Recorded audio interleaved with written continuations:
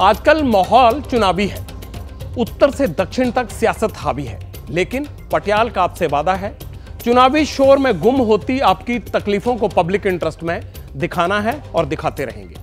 पहले सियासत के अपडेट तस्वीरों के माध्यम से आपको दे देते हैं।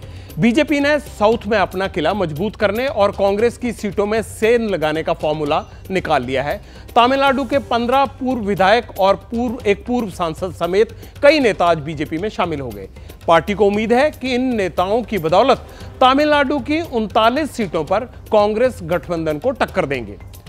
आज बात तो जयंत चौधरी ने भी पादा बदलने जैसी ही कर दी है। 2022 में जयंत ने कहा था कि बीजेपी बुला रही है लेकिन चवन्नी नहीं है जो पलट जाऊं। जब उनका बयान आज वायरल हुआ तो उसकी लोग वजह तलाशने लगे, क्योंकि कयास ये लग रहे हैं कि वो अखिलेश का साथ छोड़कर एनडीए में जाने वाले हैं। बस सीट शेयरिंग की औपचारिकता बाकी बची है। बिहार में गठबंधन सरकार बनाने के बाद नीतीश कुमार आखिरकार दिल्ली दरबार में पहुंच ही गए। उनका सपना था दिल्ली में पीएम हाउस जाने का, आज वो पूरा हो गया। प्रधानमंत्री मोदी से मिले नीतीश और कहा कि अब पलटी नहीं मारूंगा। आंध्र प्रदेश में तेलुगु देशम पार्टी के अध्यक्ष चंद्रबाबू नायडू एनडीए के साथ आने को बेकरार हैं। दिल्ली आ भी चुके हैं। अमित शाह और जेपी नड्डा से बातचीत करेंगे।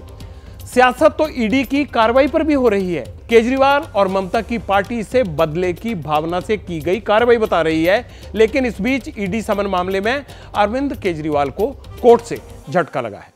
अदालत ने कहा है इन्फोर्समेंट डायरेक्टरेट के समन पर बार बार आपको बुलाया जा रहा है, आप पेश क्यों नहीं हो रहे। केजरीवाल को 17 फरवरी को अदालत में बुलाया गया है। कोई अपनी सीट बढ़ाने के चक्कर में है तो कोई सियासत बचाने के। कुछ नेता ऐसे भी हैं जो जनता के बीच सहानुभूति हासिल करना चाहते हैं ताकि वोट पर कोई फर्क ना पड़े। आज नहीं तो कल नेताओं की सीटों वाला जाम खुल जाएगा, लेकिन जनता को जाम से मुक्ति कैसे मिलेगी? यह सवाल इसलिए है क्योंकि आज ट्रैफिक जाम में फंसते इंसान को लेकर नई रिपोर्ट जारी हुई है। नीदरलैंड की एक संस्था है टॉमटॉम। इसने दुनिया के 55 देशों में 357 शहरों की ट्रैफिक पर साइंटिफिक डेटा तैयार किया है। रिपोर्ट के मुताबिक भारत के 2 शहर बेंगलुरु और पुणे दुनिया के उन टॉप 10 शहरों में शामिल हो गए हैं जहां सबसे ज्यादा ट्रैफिक है। लंदन पहले नंबर पर है। और भारत के बारे में एजेंसी की रिपोर्ट क्या कहती है, अब यह सुन लीजिए। 2023 में बेंगलुरु में सबसे ज्यादा जाम लगा। बेंगलुरु देश की सबसे कंजेस्टेड सिटी है। स्टडी यह भी बताती है कि बेंगलुरु के लोगों ने रश आवर्स में एक साल में करीब 11 दिन ड्राइविंग में ही बिता दिए। इसमें भी साल भर में 132 घंटे यानी औसतन 5 दिन से ज्यादा सिर्फ लोग जाम में ही फंसे रहे। रोज 10 किलोमीटर ड्राइव करने के लिए आपके 28 मिनट खर्च होते हैं। स्पीड रहती है 17 किलोमीटर प्रति घंटा। इतने ट्रैफिक में पॉल्यूशन भी होगा। पता यह भी चला है कि एक साल भीड़भाड़ में ड्राइव करने से बेंगलुरु में 984 किलोग्राम CO2 उत्सर्जित हुआ। बेंगलोर के बाद पुणे वाले भी देख लीजिए क्या हाल है उनके शहर का। जाम ने उनका क्या हाल कर रखा है। और फिर मैं ये आपको कह रहा हूं कि ये खबर, ये डेटा शायद ही कहीं और आपको मिलेगा, मगर हमारा तो काम ही यही है। जहां पब्लिक इंटरेस्ट है वहां पटियाल की रिपोर्ट है। अब ध्यान से सुनते जाइए। पुणे में एक साल में रश आवर्स के दौरान लोगों ने 256 यानी करीब 11 दिन ड्राइविंग की। इसमें से 128 घंटे मतलब उनके 5 दिन 8 घंटे जाम में बीते। पूरी तरह इतना समय बेकार हो गया। रोजाना 10 किलोमीटर जाने के लिए 27 मिनट 50 सेकंड का समय लगता है। एवरेज स्पीड क्या रहती है उनकी, पुणे वालों की 19 किलोमीटर प्रति घंटा। और पीक आवर्स में गाड़ी चलाने में पुणे में पॉल्यूशन कितना हुआ, 1007 किलोग्राम। ये पॉल्यूशन की बात है। जो मेट्रो सिटीज पॉल्यूशन वाले इंडेक्स से आगे हैं उनमें मुंबई दिल्ली का नाम जरूर रहता है, इस बार भी है, लेकिन पुणे और बेंगलुरु के बाद। अब मुंबई वाले अपने काम की बात सुन लीजिए, देख लीजिए टॉमटॉम की रिपोर्ट आपके शहर के बारे में क्या कह रही है। जिस शहर की हवा में पैसा है, जो कभी सोता नहीं, वहां लोगों ने यानी मुंबई वासियों ने मोटे तौर पर एक साल में 256 घंटे ऑफिस आवर्स में ड्राइव किया। जाम में फंसने का हिसाब लगाया तो पता चला यहां साल भर में लोग 4 दिन जाम में फंसे रहे, लेकिन 4 दिन ट्रैफिक में बेकार हो गए उनके। मुंबई में एक रोड बने हैं, कई नए ब्रिज बन रहे हैं, समंदर के ऊपर भी रास्ते बन रहे हैं। इसकी खबर भी मैंने आपको दिखाई थी पब्लिक इंटरेस्ट में। लेकिन अब भी 10 किलोमीटर का सफर तय करने के लिए यहां 21 मिनट 20 सेकंड लग जाते हैं। और एवरेज स्पीड कितनी रहती है मुंबई वालों की? 23 किलोमीटर प्रति घंटा।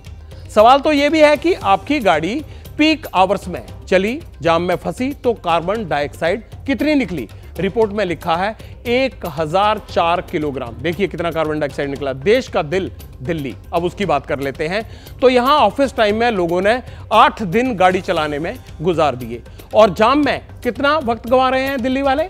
81 घंटे। 81 घंटे कम नहीं होते, मतलब 3, अगर हम देखें तो दिन और 9 घंटे उन्होंने अपने इसी तरह से बर्बाद कर दिए।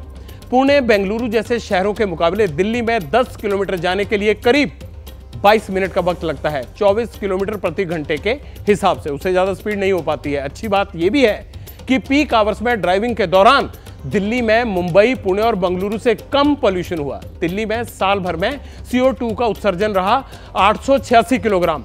इस जहरीली हवा को एब्जॉर्ब करने के लिए करीब 90 पेड़ लगाने की जरूरत है। उसके बिना काम नहीं चलेगा, प्रदूषण कम नहीं होगा।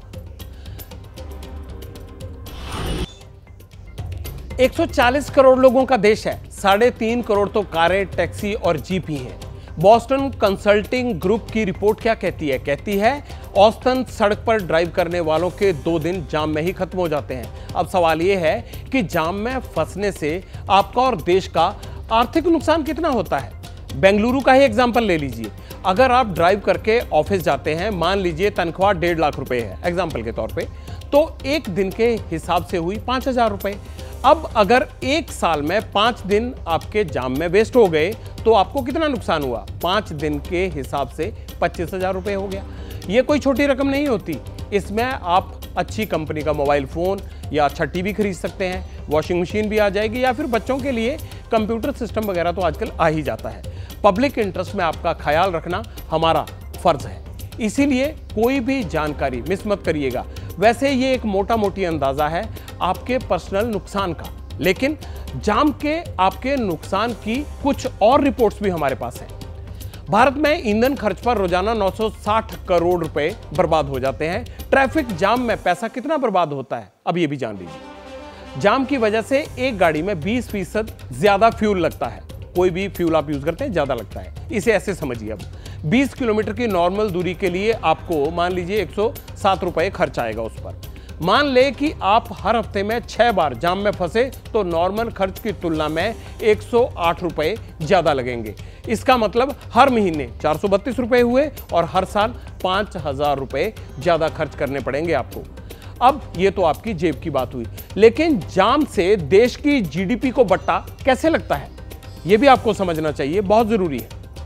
बेंगलुरु जाम में सबसे आगे है, लेकिन जाम से आर्थिक नुकसान के मामले में दिल्ली पहले नंबर पर है। यहां ट्रैफिक जाम की वजह से 79,665 करोड़ रुपए का सालाना नुकसान होता है। कितना बड़ा आंकड़ा है। इसी तरह मुंबई शहर को ट्रैफिक कंजेशन, टाइम और फ्यूल लॉस की वजह से 39,833 करोड़ रुपए का नुकसान होता है। साल भर में ट्रैफिक जाम से बेंगलुरु की GDP को 19,725 करोड़ का लॉस होता है, जबकि कोलकाता शहर के सालाना 16,348 करोड़ रुपए जाम की भेंट चढ़ जाते हैं। अब इन 4 शहरों का ही ये आंकड़ा मिला लें तो ट्रैफिक जाम की वजह से GDP के 1.5 लाख करोड़ रुपए का नुकसान हो गया और होता है। अब खुद सोचिए आप कि पूरे देश का कितना सारा पैसा सड़क पर जाम में फंसे फंसे लोगों के कारण स्वाह हो जाता है। सवाल है इसके लिए सरकार क्या करती है? क्या नेताओं को जनता का ये दर्द महसूस होता है? हमें तो होता है। हमारे देश में इंफ्रास्ट्रक्चर की आप बात करते हैं, लेकिन आप दिल्ली को ही एग्जाम्पल ले लो, हमारे देश का कैपिटल है। मुझे लगता है आधा दिन तो हमारा ट्रैफिक में गुजर जाता है। इसके लिए सरकार का क्या प्लान है? उसी में एक्सीडेंट होते हैं, लेकिन आज तक पैदल चलने वालों का, साइकिल चलाने वालों का और ट्रैफिक का समाधान नहीं निकला। सबसे पहले तो मुझे लगता है ट्रैफिक पुलिस को दुरुस्त करना चाहिए, और सड़क पे जब चलना ही है तो रुक क्यों जाते हैं लोग अचानक से, कोई गाड़ी इधर से कोई उधर से। तो इसके लिए स्ट्रिक्ट रूल्स बनाने चाहिए, CCTV कैमरा हर जगह लगाना चाहिए, उसकी मॉनिटरिंग होनी चाहिए प्रॉपर, ताकि लोग डरे और कोई गलत तरीके से ना चलें। मुझे लगता है ट्रैफिक पुलिस का रोल इसमें अहम है। आप देखिए पिछले 10 वर्षों में जितना अर्बन डेवलपमेंट के ऊपर काम हुआ है, रूरल में तो हुआ ही, अर्बन में हुआ है, उसमें रोड जो है सबसे महत्वपूर्ण मुद्दा है। बहुत सारे फ्लाईओवर्स बनाए गए हैं, रैपिड ट्रेन चलाई गई है, मेट्रो चलाई गए हैं। जो अर्बन कनेक्टिविटी है उसको बेहतर किया जा रहा है ताकि लोगों को इस जाम में ना फंसना पड़े।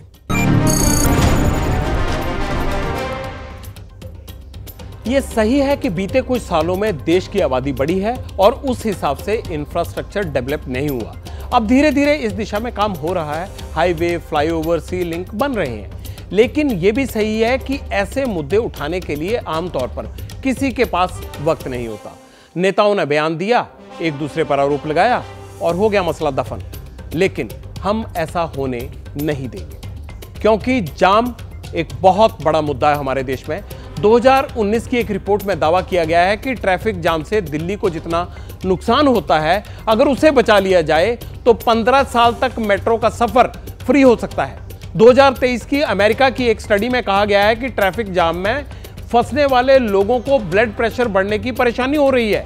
अखबार और वेबसाइट जाम की रिसर्च से भरे पड़े हैं। नई नई स्टडीज, साइंटिफिक डेटा, सब कुछ रिलीज हो रहा है। वैज्ञानिक दृष्टिकोण हमारी सरकारों को भी दिखाना होगा। स्टेट हो या सेंटर, सबको मिलकर इस दिशा में काम करने की जरूरत है। ऐसे तरीके निकालने चाहिए, ऐसे तरीके निकालने की जरूरत है जिससे जाम आपकी जिंदगी का हिस्सा ना बने और आप अपना बेशकीमती वक्त जाम की बजाय काम में और फिर अपने घर वालों के साथ बिताएं। जैसे ही घड़ी का काटा दोपहर 2:30 पे आए, बबीता जी का दिल सास बहू साजिश के लिए मचल जाए।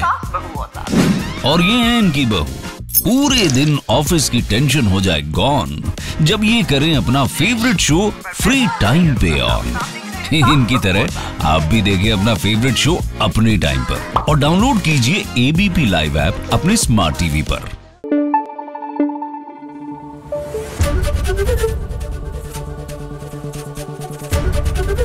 ABP न्यूज आपको रखे आगे।